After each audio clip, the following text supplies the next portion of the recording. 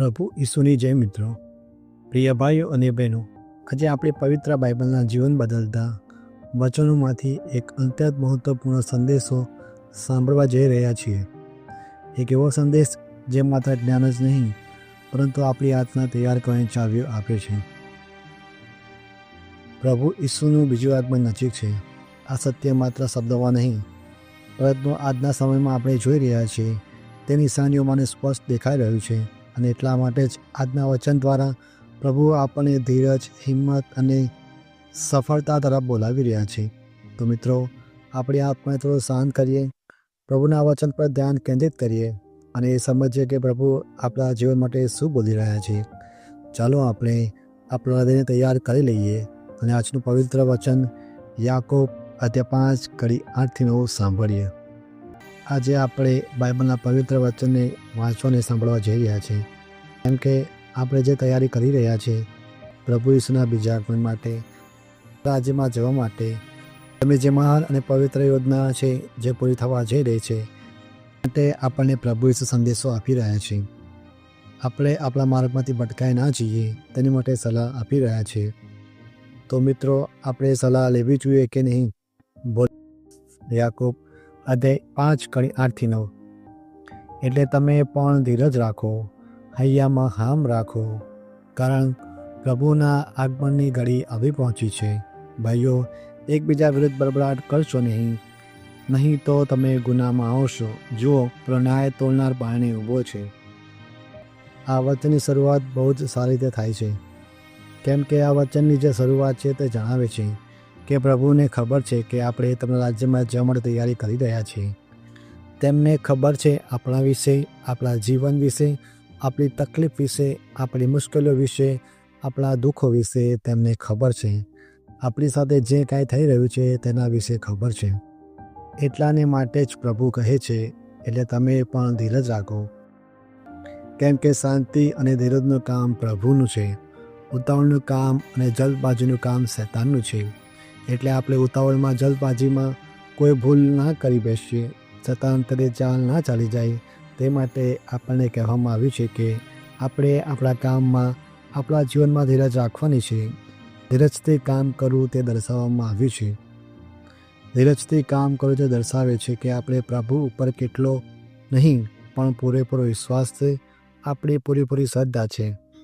આપણને આપણી અક્કલ ઉપર નહીં પણ પ્રભુ ઉપર આધાર છે તે દર્શાવે છે. આગળ વચન વાંચીને સાંભળીએ તો હૈયામાં હામ રાખો. તો આ વચનમાં જણાવવામાં આવ્યું છે કે જ્યારે આપણે આપણા જીવનમાં જેમ મન ફાવે તે રીતે જીવતા હતા ને પછી જ્યારે આપણે બાઇબલના સત્યને જાણ્યું અને આપણે પ્રભુને જીવન સમર્પણ કરીને જીવન પલટો, હૃદય પલટો કરીએ છીએ, ત્યારે પહેલી કન્ડિશનમાંથી બીજી કન્ડિશનમાં આવીએ ત્યારે આપણા મનમાં ઘણા પ્રશ્નો હોઈ શકે છે. ઘણું બધું પ્રભુનું જાણવાનું મન થાય, ઘણું બધું જીવનમાં જે થયું હોય તે ભૂલવાનું મન થાય, પ્રભુમાં જલ્દીને જલ્દી આગળ વધવાનું મન થાય. એટલે આપણું મન પહેલાં કરતાં વધારે કાર્ય કરતું થઈ જાય. એટલે પ્રભુ આપણા મનને પણ જાણે છે અને મનમાં રહેલા દરેક પ્રશ્નને પણ જાણે છે. તેથી જ પ્રભુ આપણને આ વચનમાં કહે છે, હૈયામાં હામ રાખો. આગળ વચન વાંચીને સાંભળીએ, કારણ પ્રભુના આગમનની ઘડી આવી પહોંચી છે. આ વચન આપણને જણાવે છે કે હવે બાઇબલ પૂરું થવા જઈ રહ્યું છે. હવે પ્રભુ ઈસુનું જે બીજું આગમન છે તેની માટે વર્ષો નહીં, મહિનાઓ નહીં પણ દિવસો બાકી છે. આ છેલ્લી ઋતુ ચાલી રહી છે, અનુઘરી ઋતુ. આજના આ સમયમાં આપણે વિશ્વમાં જોઈ શકીએ છીએ ઘણા બધા લોકો પ્રભુ તરફ પાછા વળી રહ્યા છે. આ સત્યને જાણીને આ છેલ્લી ઋતુ એટલા માટે કે જો આપણે આ વખતે પશ્ચાતાપ ના કર્યો, પ્રભુ તરફ પાછા ન ફર્યા, તો પછી પ્રભુ ઈસુનું બીજું આગમન થઈ જશે. તો પછી આપણને કોઈ મોકો, કોઈ રાહત, કોઈ દયા બતાવવામાં નહીં આવે. એટલે આ વચનને આપણે ગંભીરતાથી લેવું જોઈએ ને પૃથ્વીની વસ્તુ તરફથી ધ્યાન હટાવી સ્વર્ગ તરફ આગળ વધવું જોઈએ. પાપ છોડીને પુણ્ય તરફ આગળ વધવું જોઈએ. અંધકારમાંથી પ્રકાશ તરફ આવવું જોઈએ, ત્યાં આપણે બચી શકીએ, જેથી આપણું સર્જન થયું છે એટલે આપણો ઉદ્ધાર થાય, આપણે શાશ્વત જીવન પ્રાપ્ત કરીએ. જેમ પવિત્ર બાઇબલ કહે છે, તે પ્રભુની પવિત્ર અને મહાન યોજના પૂરી થાય. આગળ વચન વાંચીને સાંભળીએ, ભાઈઓ, એકબીજા વિરુદ્ધ બળબડાટ કરશો નહીં તો તમે ગુનામાં આવશો. આ વચનમાં આપણને કહેવામાં આવ્યું છે જણાવવામાં આવ્યું છે આપણે શું ના કરવું જોઈએ. પ્રભુ ઈસુ આપણને કંઈક કહી રહ્યા છે અને આપણને બચાવી પણ રહ્યા છે. આપણે જે તૈયારી કરી રહ્યા છે તેમાં આપણે પાર ઉતારીએ, તેમાં આપણે સફળ થઈએ તેમ પ્રભુની ઈચ્છા છે. તો પ્રભુ આપણને કહે છે આપણે એકબીજાની વિરુદ્ધ બળબડાટ ના કરીએ, કેમ કે જો આપણે તેમ કરીશું તો આપણે ઈશ્વરના રાજ્યથી દૂર થઈ જઈશું. આપણે અસફળ થઈશું, કેમ કે આવું કરવાથી આપણે પ્રભુની વિરુદ્ધ થઈ જઈશું. એટલે આપણે પાપમાં ના પડીએ, કેમ કે જો આપણે આવું કરીશું તો તે દર્શાવે છે કે આપણે પ્રભુ ઉપર ઓછો વિશ્વાસ રાખ્યો છે અને આપણે આપણા ઉપર, આપણા મનના વિચારો ઉપર, આપણા અંગત દુઃખો ઉપર, પરેશાનીઓ ઉપર વધારે વિશ્વાસ રાખ્યો છે. અને તેના લીધે આ બધી વસ્તુ પર સમય બગાડીએ ના અને ઉતાવળમાં આપણે રસ્તામાંથી ભટકાઈ ના જઈએ. તે માટે પ્રભુ આપણને પહેલાંથી ચેતવણી આપે છે. આપણે આ ચેતવણીને સમજવી જોઈએ. આ વચનને ધ્યાનથી, ગંભીરતાથી લેવું જોઈએ, કેમ કે પ્રભુ બીજું આગમન પવિત્ર બાઇબલ કહે છે તેમ આપણે ધાર્યું નહીં હોય તેવા સમય એકદમ આવી જશે.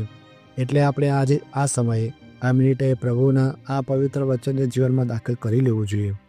પ્રભુ જે આપણને કહી રહ્યા છે તે વાત આપણે દિલમાં ઉતારી લેવી જોઈએ અને સાવધાન થઈ જવું જોઈએ. આગળ વચન વાંચીએ. પેલો ન્યાય તોડનાર વાળને ઊભો છે.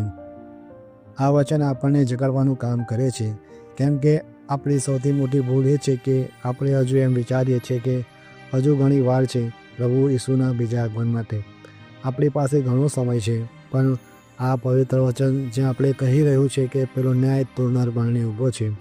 જેમ મેં પહેલે કીધું હતું તેમ વર્ષો નહીં, મહિના નહીં, પણ દિવસો બાકી છે પ્રભુ ઈસુના બીજા આગમન માટે. એટલે ભાઈઓ અને બહેનો, આજે આપણા જીવનમાં જે પણ કરતા હોઈએ તે બધું બાજુમાં મૂકી દઈ પ્રભુ તરફ પાછા વળવું જોઈએ, જેથી આપણે પાપને લાયક ના બનીએ પણ પ્રભુની યોજનામાં સફળ થઈએ. આપણે બચી જઈએ, આપણે જે હકીકત છે, જે સત્ય છે તેને અપનાવી લઈએ. આજથી, હમણાંથી પ્રભુ ઈસુને સમર્પણ કરીએ. પ્રિય ભાઈઓ અને બહેનો, આજે આપણે સાંભળેલા આ પવિત્ર વચન માત્ર એક સંદેશો નથી, આ પ્રભુ ઈસુનો જીવંત અવાજ છે, જે આપણે ચેતવણી આપી રહ્યો છે, આપણને સાંભળી રહ્યો છે અને આપણે પ્રકાશના માર્ગ પર ચાલી રહેવા માટે પ્રોત્સાહિત કરી રહ્યો છે. પ્રભુના આગમનની ઘડી નજીક છે. ચાલો આપણે ધીરજ રાખીએ, હૈયામાં હિંમત રાખીએ, એકબીજા સામે બળબડાટ કે ઝઘડા ના કરીએ અને આપણા જીવનને પાપથી દૂર રાખીએ, કારણ કે ન્યાય તોડનાર બારણે ઊભો છે. આજે ડિસિઝન આપણી પાસે છે, અંધકારમાં રહેવું કે પ્રકાશ તરફ પગલું ભરવું. ચાલો આજથી, હમણાંથી જ આપણે આપણું હૃદય અને જીવન પ્રભુ ઈસુને સમર્પિત કરીએ, તૈયાર થવાનું શરૂ કરીએ. જો આ વચન તમને આશીર્વાદ બન્યું હોય તો કૃપા કરીને લાઇક, શેર અને સબસ્ક્રાઈબ કરવાનું ભૂલશો નહીં, જેથી પ્રભુનું વચન બધા લોકો સુધી પહોંચે અને તેઓ પણ તૈયાર થઈ શકે.